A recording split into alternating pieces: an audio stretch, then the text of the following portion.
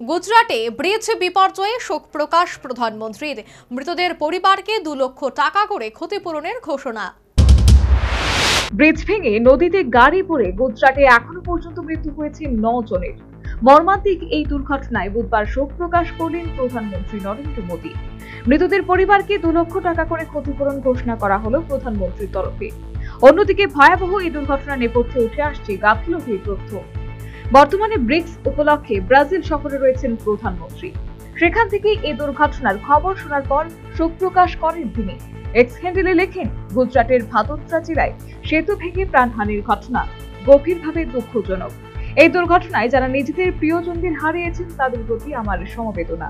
প্রার্থনা করি আহতরা দ্রুত সুস্থ হয়ে উঠুক। এদিন ব্রিজ ভেঙে নদীতে পড়ল একের পর এক গাড়ি। এই ঘটনা অন্তত 9 জনের মৃত্যু হয়েছে বলে জানা যাচ্ছে। বেশ কয়েকজনকে উদ্ধার করে দ্রুত হাসপাতালে নিয়ে গেছেন স্থানীয়রা।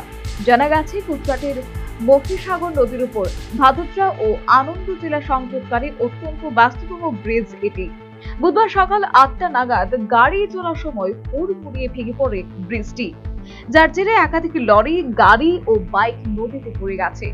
প্রত্যক্ষদর্শীদের দাবি, সেতু ভেঙে পড়ার জেরে 2টি ট্রাক, অটোরিকশা ও গাড়ি নদীতে পড়ে যায়। একটি ট্রাক ব্রিজের মুখে আটকে যায়। খবর পেয়ে দ্রুত ঘটনাস্থলে যায় পুলিশ, দমকল বাহিনী ও দুর্যোগ দল। বেশ কয়েকজনকে উদ্ধার করা হলেও 9 জনের মৃত্যু হয়েছে বলে জানা গেছে।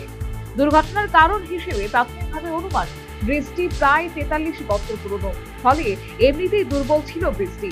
তার উপর গত কয়েকদিন ধরে ভারী বৃষ্টি ও নদীর জলস্তর বেড়ে যাওয়ায় এই দুর্ঘটনা বলে মনে করা হচ্ছে। যদিও প্রশ্ন হচ্ছে, ব্রিজটি এত পুরনো হওয়া সত্ত্বেও কেন সেটির পরিদর্শন ও মেরামত করা হয়নি।